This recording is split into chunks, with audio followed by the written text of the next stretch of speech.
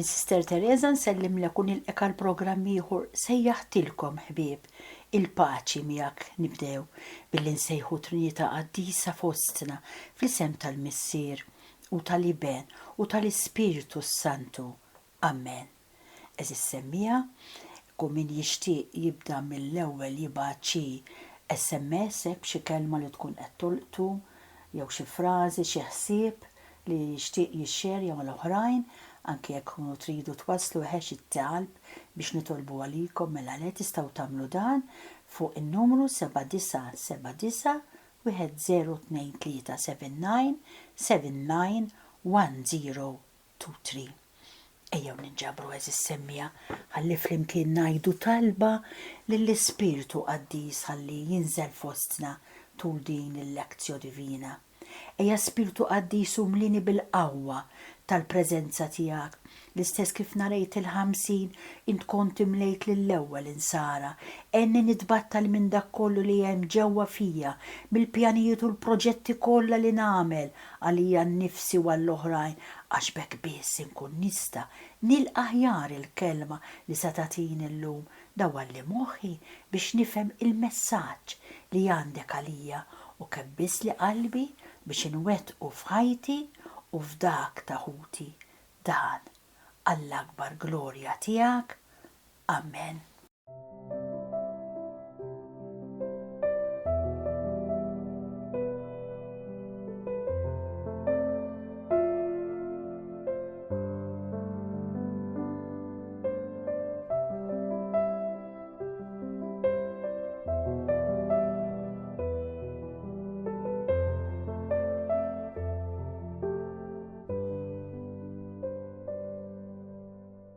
Eżis semmija, programm ieħor ferm interessanti llum, però qabel xejn nixtieq jienu int nindunaw li Alla dan Alla u xi ħadd li kontinwament jitbissmilna, iva jitbissmilna, jinkoraġġina. Jekk nifhmu dan, kemm tkun isbaħ ħajjitna eżis semmija. Ejjew niftakru li hu qiegħed il-ħin kollu magħna għax qiegħed kontinwament fina stess. Ħossu hekk lil dan Alla fik int li qed tisma'. Aktar ma nrawmu fina l-arti tal-preżenza t'Alla, aktar il-ħajja tiegħi u tiegħek tieħu toma. Nibdew nindunaw bid-delikatezzi li Ġesu ifawwar fuqi u fuqek matul il-ġurnata. Nibdew nindunaw li xejn ma jiġri kombinazzjoni imma kollox u ġest ta' mħabba min-naħa tiegħu. Għatrajtu namrat jiġħad xi ħaġa lill-arusa tiegħu, u allura taħsbu intom li Alla se jħalli lil xi ħadd jgħaddih fil-ġenerożità anki f'dawn l-affarijiet żgħar ta' kuljum. Eżis semmija. Nibdew nomu fl-imħabba ta' Alla li tibda tidher f'kollox. Forsi tistaqsu tidher f'kollox fiex u f'dik it-telefonata, jew f'dik il-laqgħa mal-ħabiba tiegħek, fil-karozza tal-linja li ddum ma tiġi. Fittra li waslet propju issa. Fl-aħbar sabiħa li tawni fluġer kbir li bħalissa ninsab fih. Alla jaf jimla bil-bews ta' mħabtu lil maħbubin tiegħu f'kull ċirkostanza. Issa dan li qed ngħidu jekk wieħed m'għandux dan il-kuntatt kontinwu ma' dan Alla tajjeb kull ma jiġrilu jarah disgrazzja. Al kontrarju, għan nisrani li kontinwament jiggranfa ma' dan Alla jibda bil-mod il-mod jara li kollox huwa grazzja. Xejn ma jsir traċedja għax dan il-kuntatt ma' dan Alla moħbi fina fi kwalunkwe ħaġa jagħmlek sema ważew. Jagħmlek pożittiva. Ekku llum ukoll eżis semmija il-mulej Ġesu reġa' qiegħed preżenti fl-istudju biex jenna nagħmlu din il-lezzjo divina u naraw x'għandu preparat għar-riflessjoni tagħna llum. Se jwissina biex ma nibżawx nagħmlu minn kollox, nirriskjaw biex niksbu imma mhux il-premju tas-suċċess għal hawn. Nafu li hawn maħniex, imma nissugraw iva kemm nifilħu biex niksbu il-premju etern, il-post li b'tant imħabba ħejja lina dan li mallem tana Ġesu. Isibaw, u waraw xidrilkom eżis semmija minn dan il-fatt żgħir, anzi reklam li der fil-London Times tal-1910.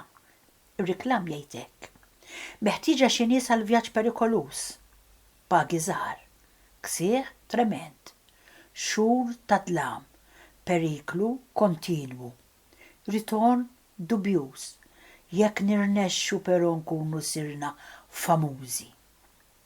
Iktar minn 5,000 Ingliż tkitbu lil dik il-persuna li ġabet dan ir-reklam biex jgħidulu li jixtiequ jingħaqdu fl-ispedizzjoni tiegħu. Għall-kisba tas-suċċess kien hemm eluf li jbagħtu u jissugraw. U llum hekk dan il-mulej preżenti hawn qed jisaqsi lili u lilek din il-mistoqsija. X'lest li tagħmel li tissogra int biex mhux issir famuża hawn imma biex tikseb il-premju etern.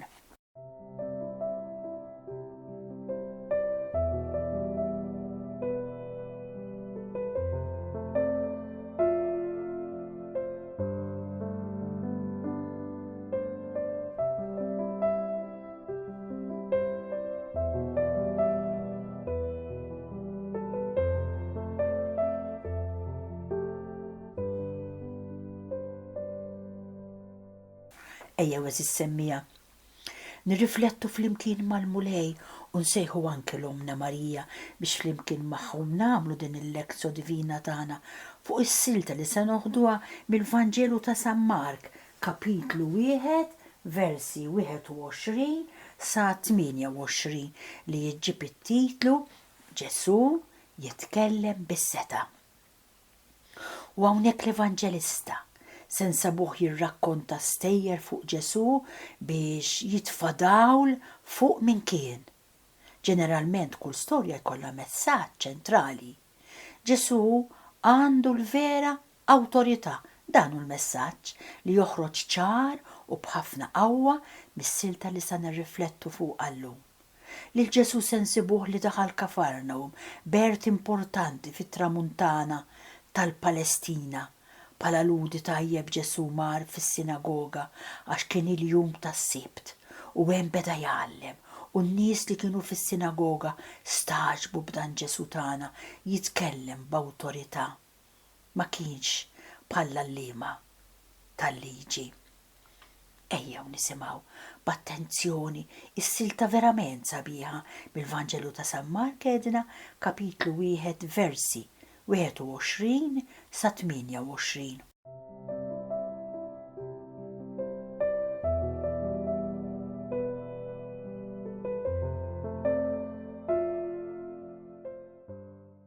F'dak iż-żmien Ġesu u d-dixxipli tiegħu daħlu Kafarnawm.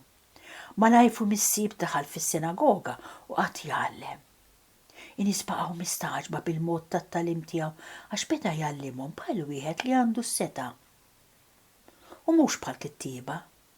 Mela jkun hemm fis-sinagoga tagħhom raġel bi spiritu ħażin u qabad jgħajjat u jgħid: aħna x'għandna x'naqsmu Ġesu ta' Nażaret, ġejt biex teqridna. Jien naf min int, il-Qaddis ta' Alla. Ma Ġesu kmandah: iskot qallu u oħroġ minnu. Bat l-ispirtu ħażin li r-raġel beda jħabtu ħafna, għajja tajta kbira u ħareġ minnu, il-kol staġbu u bdew jistaqsu lil xulxin u jgħidu: dan x'inhu? X'talim ġdid moti bis-seta' sa li l-ispirt ħżiena jikmanda u huma joqogħdu għalih. U l-fama tiegħu mala jixterdet mal-inħawi kollha tal-Galilea.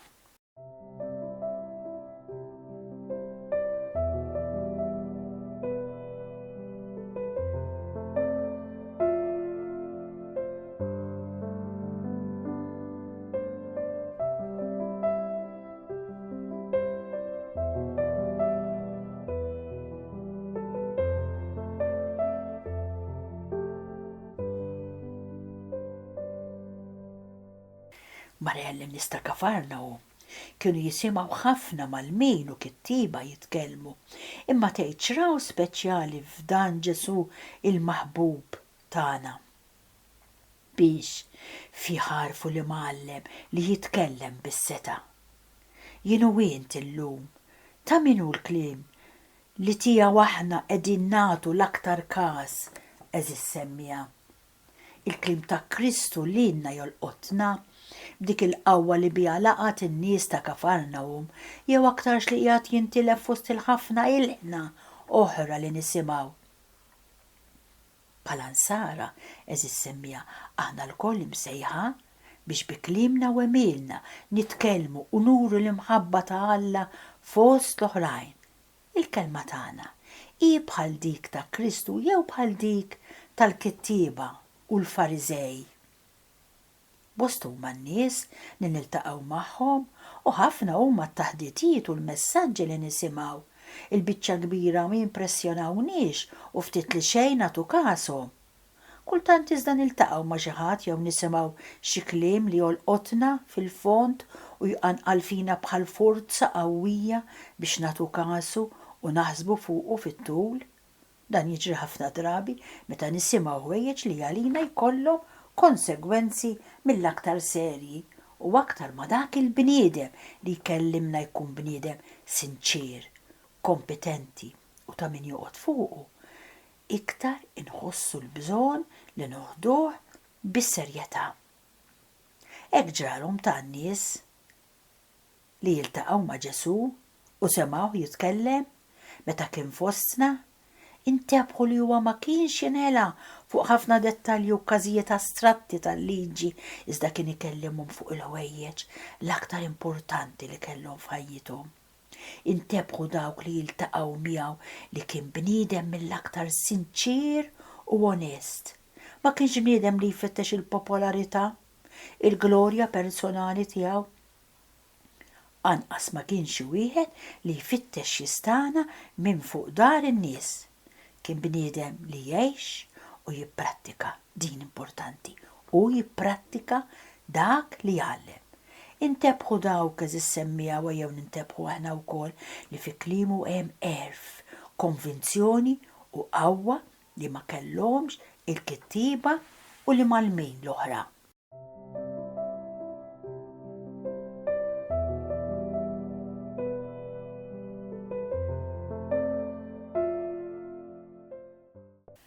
Ma kienx biss ifisser xi silta mill-iskrittura ta' iżda f'ismu u fuq l-awtorità tiegħu kien ibiddel u jipperfezzjona l-istess liġi ta' Mosè waqt li b'mirakli tal-għaġeb kif smajna fis-silta li qed nirriflettu fuqha kien isaħħaħ kliemu, kien fl-istess ħin juri li dak li kien jgħid kien iseħħ u kien iseħħ minn dak il-ħin stess. Is-salvazzjoni ta' Alla li hu kien ixandar bdiet taħdem f'dawk li laqgħu il-kelma tiegħu. Iva semmija, is-salvazzjoni ta' Alla li Ġesu Kristu ixandar bdiet taħdem f'dawk li laqgħu il-kelma tiegħu. U s-salvazzjoni ta' Alla tibda taħdem fija u fik preċiż meta aħna wkoll nilqgħu il-kelma tal-Alla u npoġġuha fil-prattika. U fuq kollox in-nies ta' Kafarnawm intebħu li Alla kien miegħu. Għall-ewwel xi ħud ħasbuh li kien Ġwann il-Battista dan li reġa' qam mill-mewt. Oħrajn ħasbuh Elija, Ġeremija jew wieħed mill-profeti. Fid-dawl ta' dak li qal u għamel wara u fuq kollox fid-dawl tal-mewt u l-qawmin tiegħu id-dixxipli kienu għarfu minn fejn ta' bilħaq kienet ġejja dik is-seta li biha kien jitkellem. Għarfu li huwa ma kienx biss profeta kbir li bħal Mosè kien jitkellem f'isem Alla, ma kien liben il-waħdini ta' Alla innifsu.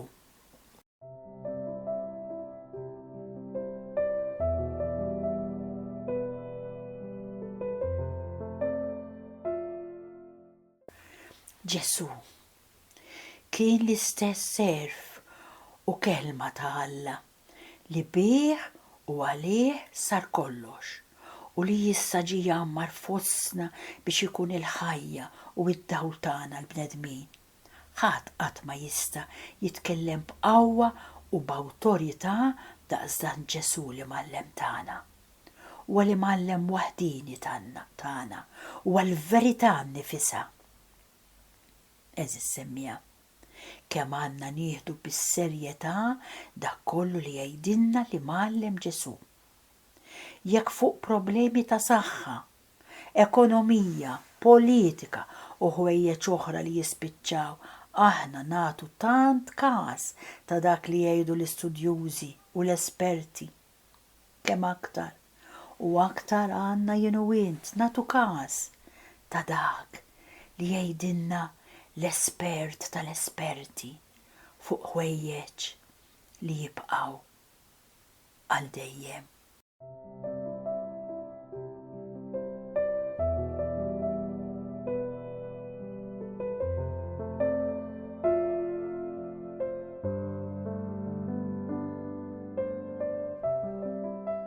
Nifqu ftit eżis semmija, għan nisimaw silta mużikali verament sabiħa jisima Tiskantax. Se tgħidilna il-mulej huwa dak li jfejjaq, smajni anke llum ifejjaq lil dak li kellu fih xitan. Il-mulej għadu jfejjaq, dak li qam minn bejn l-wied qiegħed hawn fostna.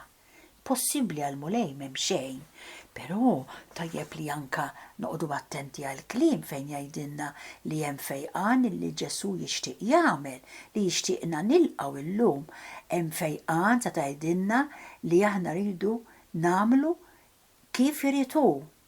Fejjaq kemm trid mulej sa tgħidilna s-silta. Fejjaq kif trid, fejjaq kemm trid.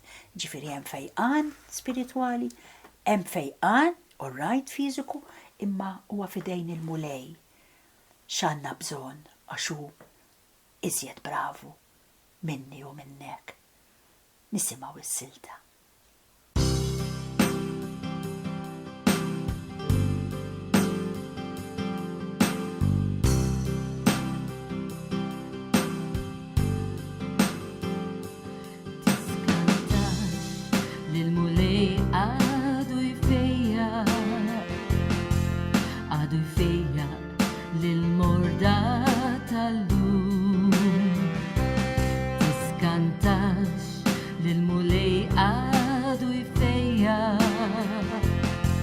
Dak li qam minn bejn l-imwiet qiegħed hawn.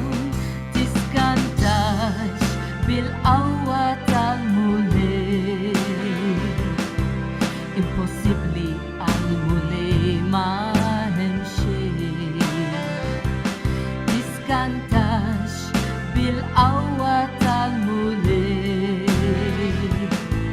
Dak li qam minn bejn l-imwiet qiegħed hawn. Hemm fejqan illi int ħejjejt għalija. Hemm fejqan illi int trid twettaq fija. Hemm fejqan illi int tixtieq li nilqa' llum. Fejjaq kif trid, fejjaq kemm trid mulej Ġesu. Biex nitfejjaq int batejt, bil-mart tiegħi int tabbejt u għalija int ħejjejt festa ta' mħabba. Il-pjagi tiegħi ifiequ waħda waħda. Fejjaq kif trid, fejjaq kemm trid mulej Ġesu. Tiskantax lill-mulej għadu jfejjaq lill-morda tal-lum. Tiskantax lill-mulej għadu jfejjaq dak li qam minn bejn l-imwiet qiegħed hawn. Tiskantax bil-qawwa tal-mulej. Impossibbli għall-mulej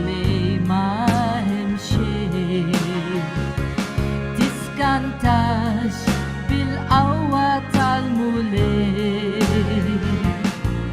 Dak li qam minn bejn l-imwiet jetaw.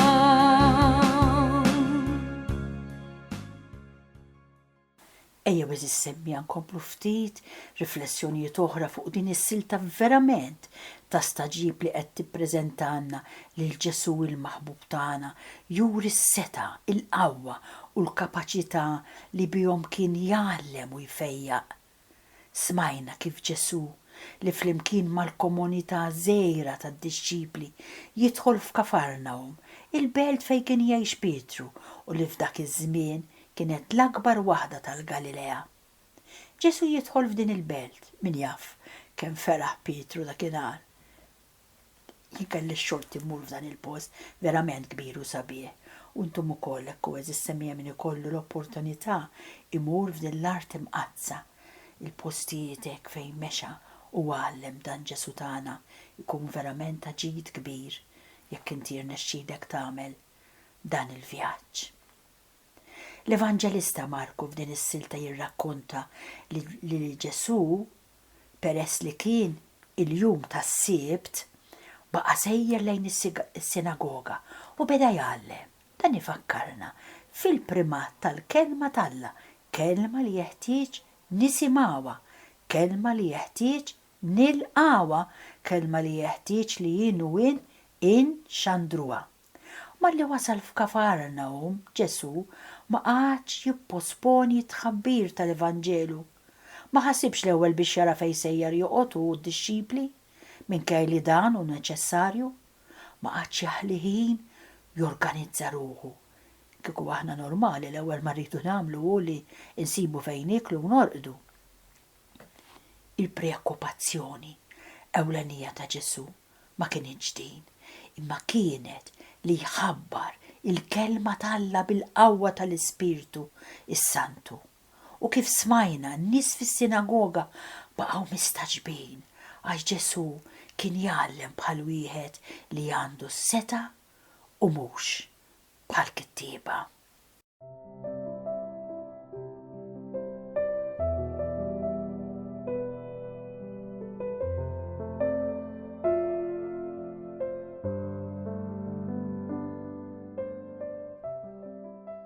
Xi tfisser bis-seta?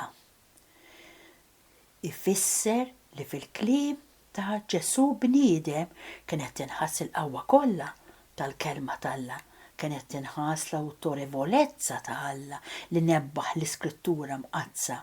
U waħda mill-karatteristiċi tal-kelma talla eżis semmija hi li dak li jgħid iqiegħdu fis-seħħ. Għax il-kelma talla hija l-istess rieda tiegħu. Iżda aħna forsi ta' spiss illisnu kliem vojt mingħajr bażi jew kliem żejjed, kliem li ma jaqbilx mal-verità.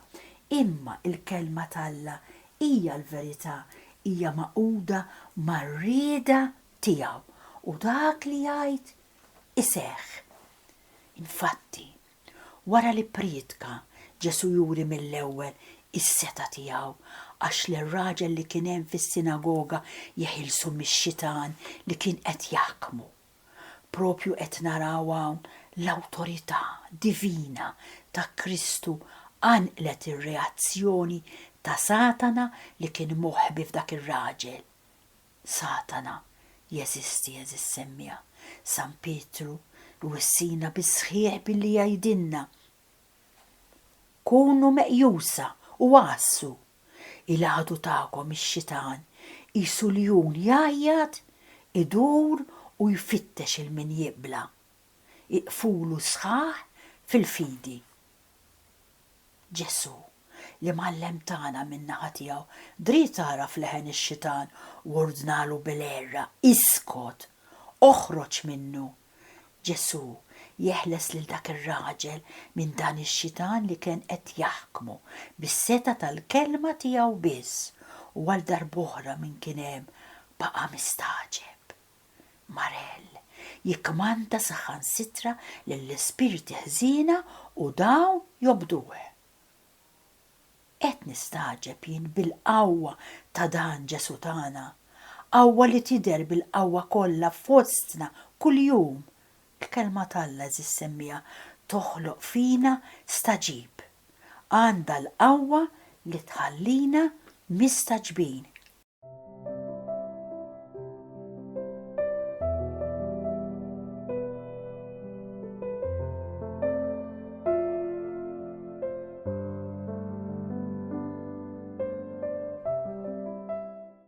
L-Evanġelu huwa l-kelma tal-ħajja.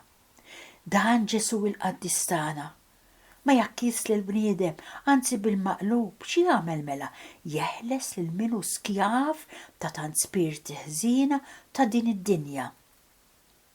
U x'inhuma forsi tistaqsu dawn l-ispirti ħżiena tad-dinja?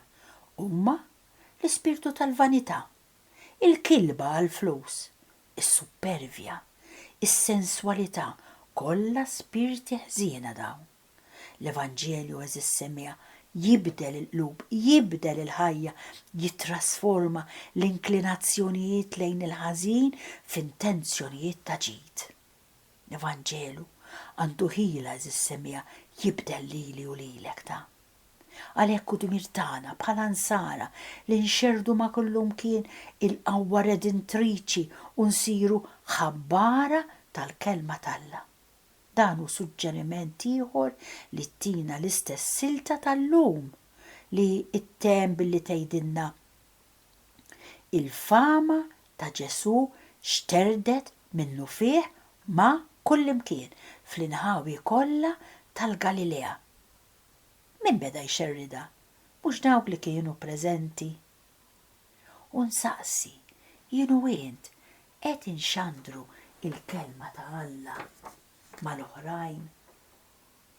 Id-dottrina l-ġdida li Ġesu jgħallem bl-awtorità hija dik li l-Knisja twassal lid-dinja flimkien mas-sinjali effikaċi tal-preżenza tiegħu.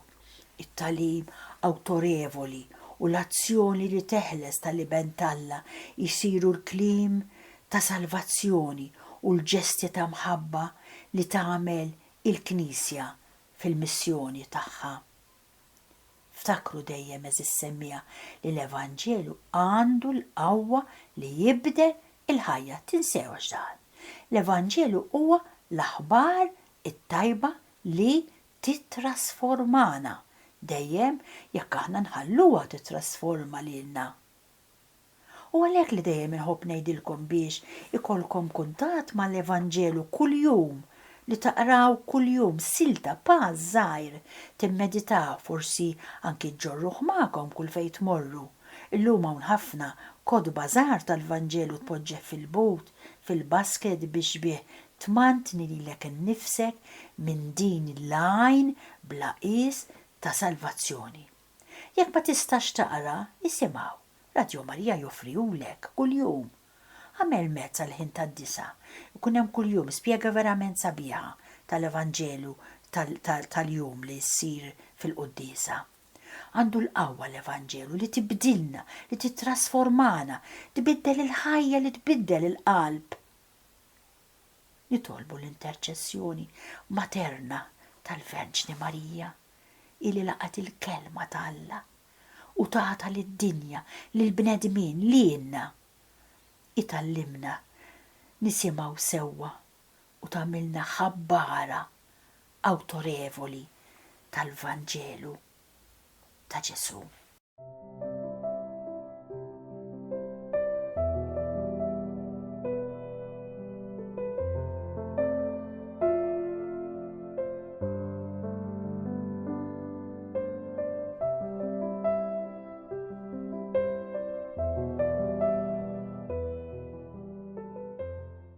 Nixtieq eżissemmija nirriflettu fuq punt ieħor mis-silta li qrajna li jolqotni ferm dwar meta Ġesu lill-ispirtu ħażin qallu barra oħroġ. Isu rid jgħidlu hawn mhux postok spirtu ħażin. Hawn m'intix milquh, int barrani. Int m'għandekx taqsam ma' dal-bniedem. Iskot u oħroġ. Forsi tiġina diffikultà u ngħidu għaliex Ġesu qallu jiskot. meta dan l-ispirtu ħażin forsi għal darba dak li qal kien veru. Jipproklama lil Ġesu li huwa il-qaddis ta' Alla. Forsi lanqas id-dixxipli li kienu miegħu kienu għadhom ma għarfuhx li huwa l-qaddis ta' Alla, u dan l-ispirtu ħażin ipproklama din il-verità. Għalfejn Ġesu qallu iskot. Ġesu siktu għax jaf sew li missier il-gidba semmija, anke jekk jgħid xi ħaġa li darba li tkun verità mal-intenzjoni. Il-pjan tiegħu li wara iġib il-firda, iġib il-konfużjoni, u hekk kien jiġri fih dan dawk in-nies tas-sinagoga. Missier il-gidba ma jistax ikun xut tal-verità. Ġesu qallu iskot, ukoll għaliex hawn irid jurina imġiba importanti ħafna fil-ħajja spiritwali tagħna. Jixtieq jallimna eżis semmija li ma' tentazzjoni m'hemmx diskussjoni. Ma' tentazzjoni m'hemmx argumenti. Kif tinduna li hija tentazzjoni? Aqta, iskot, iqaf, itlaq.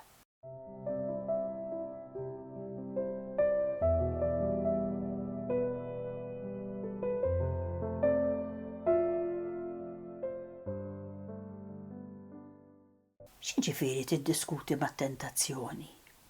Tiddiskuti mat-tentazzjoni meta inti pereżempju tibda tirraġuna u tgħid imma din mhux ħażina ħafna u imma din xorta nista' nitqarben għada, imma illum mhux hekk sirna, mhux kulħadd hekk. Qed tiddiskuti mat-tentazzjoni. Kultant ikun hemm min jistaqsi imma sa fejn nista' nasal? U dik eżis semmija il-għar mistoqsija li tista' tagħmel.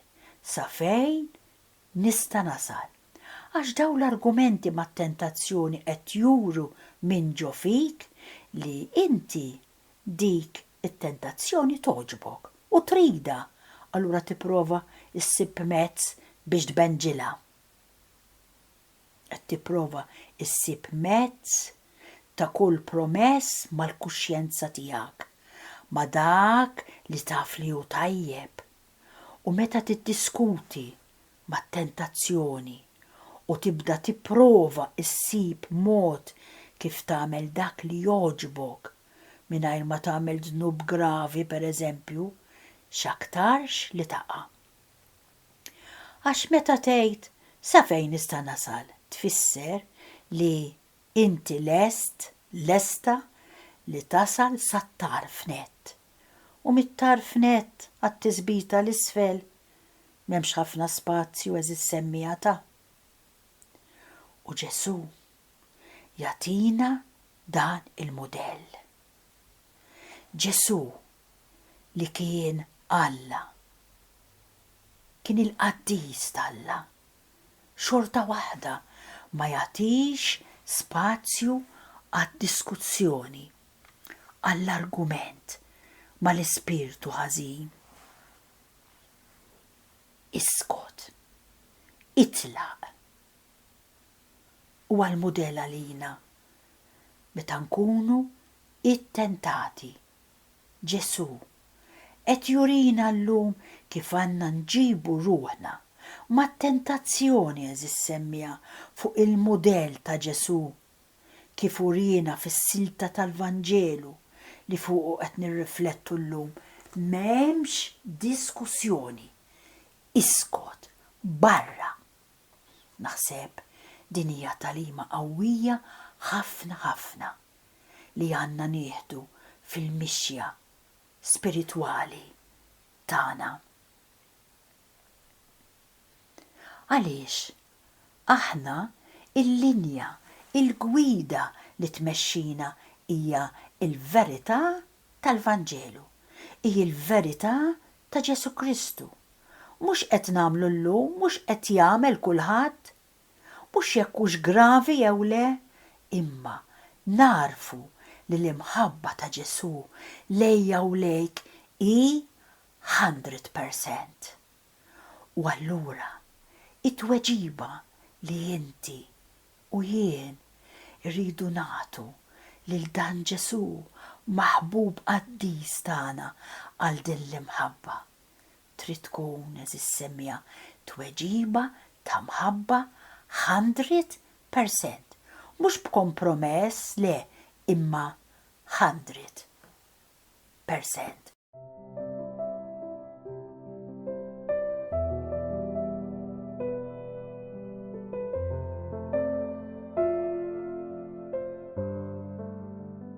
Fis-silta tal-Vanġelu li kellna llum smajna li il-kol staġbu. Issa din xi ħaġa kbira. Min jaf inti u jien quddiem il-kobor talla u xi min daqqiet quddiem l-opra talla anki miegħi u miegħek. Kemm nistaġeb bl-imħabba, bil-maħfra li kontinwament joffri li dan Alla l-imbierek. Kemm nammirah lil Ġesu. Naturalment, din hija ħaġa tajba. Imma Ġesu, tajjeb li nkunu nafu eżis semmija. Ma sejħilniex biex nammirawh. Ġesu l-qaddis tagħna sejħilna biex nimitawh. U jekk nammirawh, dan nagħmluh biex jenna nimitawh. Din hija verament importanti. Nammirah. All right? Ma l-importanti hi li nimitah.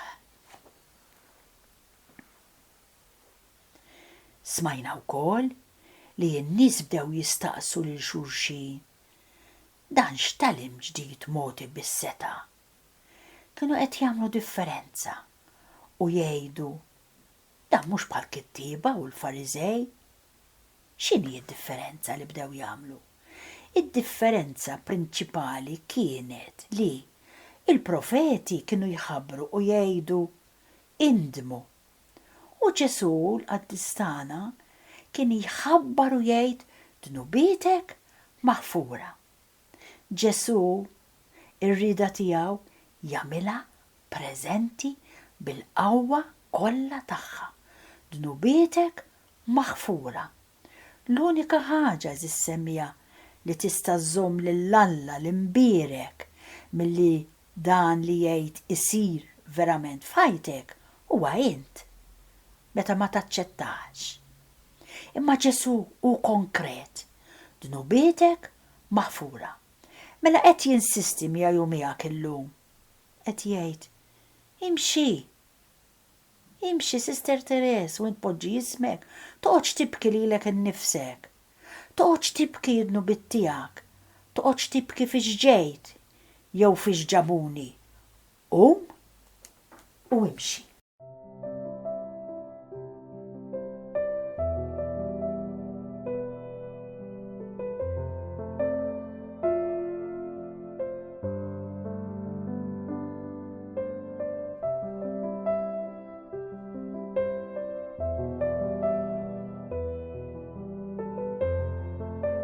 L-aħħar riflessjoni eżis semmija dwar il-mistoqsija li għamel l-Ispirtu ħażin lil Ġesu meta qallu aħna x'għandna x'naqsmu Ġesu ta' Nażaret. X'għandna x'naqsmu miegħek? Għal-mument, eżis semmija, ejjew ninsew ftit li din il-mistoqsija għamilha l-Ispirtu ħażin. Nagħmilu jien. Għamililu inti, ejdlu, mulej, Ġesu, jiena x'għandi x'naqsam miegħek. Għamililu fit-talb,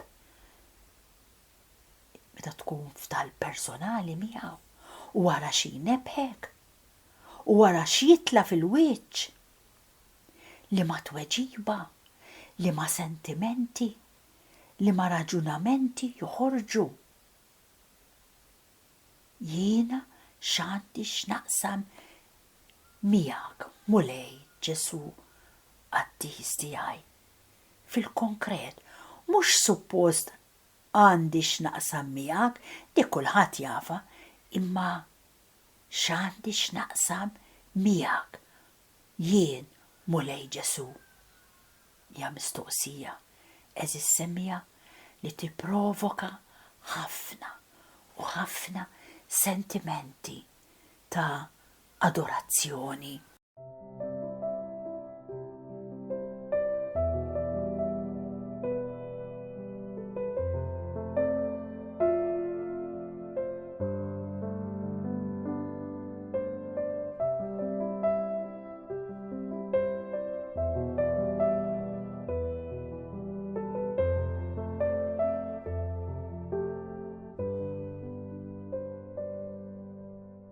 X'għandi x'naqsam ma' Ġesu.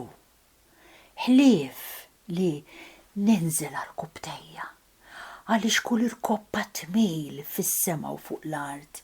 Dik l-ewwel reazzjoni li ħajti mhux biss meta nkun quddiem Ġesu sagramentat, ħajtija qatt ta' adorazzjoni lill-Alla.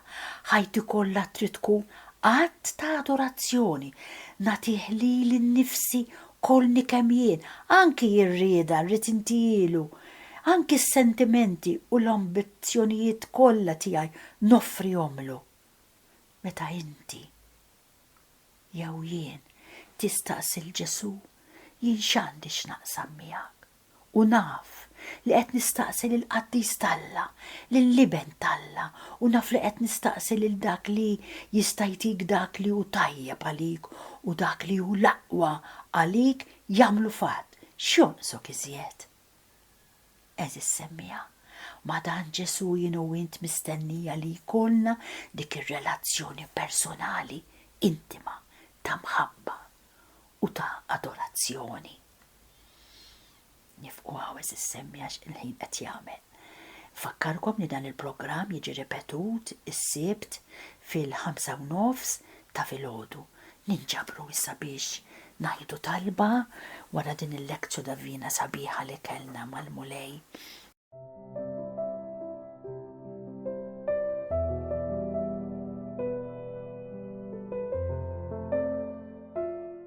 Inrodlok ħajr mulej Ġesu tal-kelma tiegħek li mhux biss tajta lid-dixxipli 2000 sena ilu, imma li illum ukoll tajta anke lili.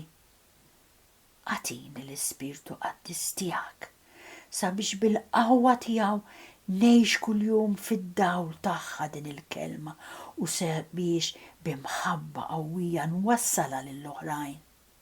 Dan nitolbulek bl-interċessjoni ta' ommok u ommi Marija li kienet l-ewwel waħda Marija li laqata f'qalba u f'ħajjitha għall-glorja tal-Missier li miegħek jgħix u jsaltan flimkien mal-Ispirtu Santu.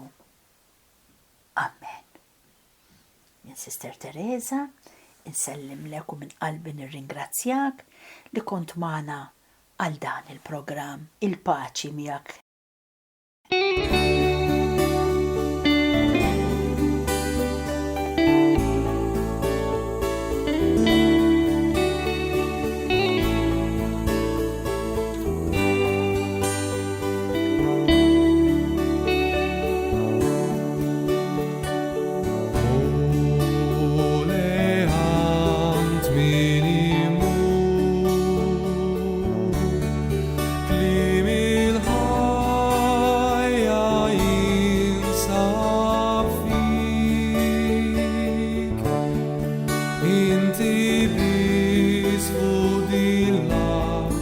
Jew fi skit ta' smew